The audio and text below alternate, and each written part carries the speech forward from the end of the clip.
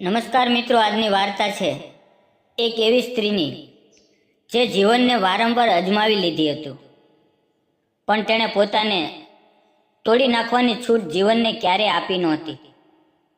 ગામના અંતે એક નાનું માટીનું મકાન હતું. પાણી ભરેલા કૂવામાંથી નળની શીકી પડતી હોય તેમ એ મકાનમાં જિંદગીનું સત્ય પડઘાતું હતું. એ જિંદગી હતી રાધિયા, એક 35 વર્ષની સ્ત્રી. દેખાવમાં સીધી, વાતચીત ઓછી કરતી, પણ તેની આંખોમાં ઘણા પ્રશ્નો છુપાવી રાખતી. જ્યારે રાધિયા અને વિજયના લગ્ન થયા ત્યારે બધું ફૂલ જેવું નાજુક અને મધુર લાગતું હતું. તેનો પતિ વિજય શહેરમાં નોકરી કરતો. શરૂઆતના વર્ષોમાં દર મહિને એકાદ 2 વખત તે ગામડે આવતો.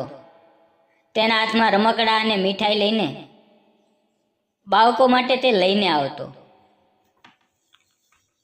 રાધિયા માટે અખબારના પાને લખેલા પ્રેમ ભર્યા પત્રો લાવતો. પરંતુ સમય જેમ જેમ આગળ વધ્યો, હવે તે બધું બદલાતું ગયું. હવે તેના પત્રો બંધ થઈ ગયા, ફોનની લાઈનો લંબાઈ ગઈ. પહેલો પ્રેમ હવે જવાબદારીમાં અને પછી અદૃશ્યતામાં તબદીલ થઈ ગયો. રાધિયા માટે હવે જીવન સાવ મર્યાદિત થઈ ગયું હતું. સવારથી સાંજ સુધી ઘરના કામો કરવા,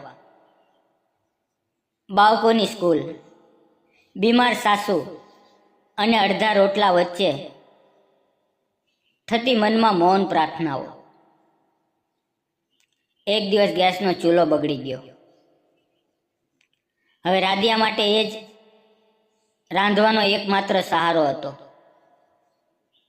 આખો દિવસ તણાવ ભર્યો વીત્યો, પણ પછી હિંમત કરીને તેણે પોતાના પતિ વિજયને ફોન કર્યો. ઘણી રિંગ પછી તેના પતિનો અવાજ આવ્યો કે હું ઓફિસમાં બિઝી છું, ગામમાં કોઈ કારીગર ગોતી લે. આ શબ્દો એને એવા લાગ્યા કે કોઈએ પોતાના હાથને ઝાટકી દીધો હોય અને કહ્યું હોય, હવે તો તું પોતે પણ આ બધું સંભાળી શકા છો. આમ તો રાધિયા એ પહેલા પણ મજબૂત હતી, પણ એ દિવસ પછી રાધિયાની અંદર કંઈક તૂટી ગયું, કે કદાચ કંઈક ઉગવા લાગ્યું. ગામમાં એક નવો યુવાન આવ્યો હતો. તેનું નામ રાકેશ હતું. ગેસ મશીનરીમાં કામ કરતો હતો. એની ઉપર આશરે 19-20 વર્ષની. સાદગી, ઈમાનદારી અને મીઠાશ, આટલું એનું આભૂષણ. રાધિયાએ તેને ફોન કર્યો. સામેથી જવાબ આવ્યો, હું રાકેશ બોલું છું ભાભીજી, સાંજ સુધીમાં આવી જઈશ. તેના અવાજમાં ઔપચારિકતા હતી, પણ ભય નહોતો. એકદમ સરળ લાગ્યો. 2 કલાકમાં રાકેશ ઘરે આવ્યો. તેનો પરવેશ મજબૂત શ્રમિકનો હતો. તેની આંખોમાં પડછાયો નહોતો, માત્ર ઉત્સાહ હતો. ચૂલો તપાસીને હસતા હસતા તે કહ્યો, વાલ બગડેલો છે, પણ ગભરાવાની જરૂર નથી ભાભી, હું બધું રિપેર કરી દઈશ. જ્યાં સુધી એ કામ કરતો રહ્યો, રાધિયાએ તેની માટે ચા બનાવવાની ઓફર કરી. ત્યારે રાકેશે બોલ્યો, હું પીશ, પણ તમારા કામમાં થોડું મોડું થશે. આ રાધિયા માટે પ્રેમ નહીં, પણ માનવતાની પ્રારંભિક ઝાંખી હતી. હવે આવું દ્રશ્ય વારંવાર બનતું ગયું. રાકેશ હવે ક્યારેક તેના સમાચાર પૂછવા આવી જતો, ક્યારેક પાંખુવા પંખી જેવા મનોરથો લઈને, તો ક્યારેક ફક્ત હસતો હસતો તેને જોવા આવતો. એક દિવસ રાધિયાની દીકરીનો જન્મદિવસ હતો. આખા પરિવારમાંથી કોઈએ યાદ ન કર્યું, પણ રાકેશે નાનકડું ગિફ્ટ આવ્યું. આંખોમાં પાણી આવી ગયું. આવું પ્રથમ વખત લાગ્યું કે કોઈએ એની પાસે રોકાઈને એની દીકરી માટે વિચાર્યું છે. એ સાંજે રાંધ્યા અંત્ય થાકેલી હતી ત્યારે રાકેશ આવ્યો, પણ રાધિયા બોલી નહોતી. એણે હવેથી પૂછ્યું, આજે તમારો ચહેરો કેમ લાગણી શૂન્ય લાગે છે ભાભી? અને થોડા વિરામ પછી એણે કહ્યું,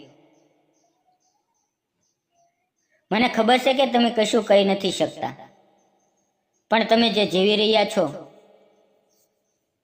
આ તમારું મૌન પણ ઘણું બોલે છે.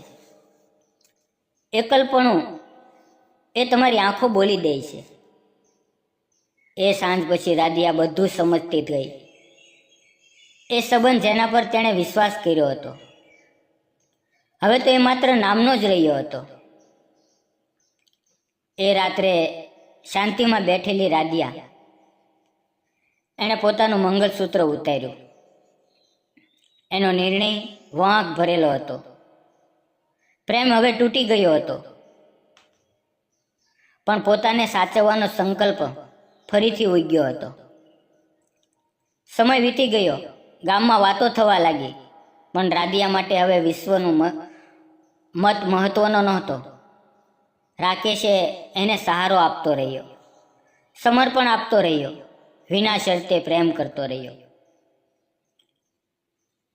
એ બંને વચ્ચે કંઈ જાહેર વાત નહોતી, પણ ગામમાં બધા એમ કહેતા પણ નહીં, પણ સમજતા.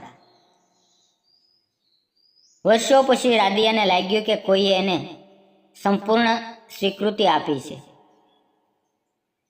એ હજુ પણ માતા હતી, એક જવાબદાર સ્ત્રી હતી, પણ હવે એ પાંજરની પાંખ ન હતી. એ હવે ઉડી શકતી હતી. મિત્રો, વાર્તાનો સાર એ નથી કે રાધિયાએ નવા પ્રેમને પસંદ કર્યો. વાર્તાનો સાર એ છે કે રાધિયાએ પોતાની જિંદગીમાં પોતાને મૂલ્ય આપવાનું શરૂ કર્યું. मित्रों, कभी कभी जिंदगी को बदलने के लिए किसी बड़े फैसले की जरूरत नहीं होती. क्यारेक फक्त एक साची नजर અને થોડી માનવી સમજણ પણ પૂરતી હોય છે. મિત્રો, આવી જ વધુ હૃદયસ્પર્શી વાર્તાઓ માટે તમારો પ્રેમ એ જ અમારું પ્રેરણા સ્ત્રોત છે. ફરી મળશું આવતીકાલે એક નવી વાર્તાની અંદર. ત્યાં સુધી આવજો. વિડીયો પૂરો જોવા બદલ ધન્યવાદ મિત્રો.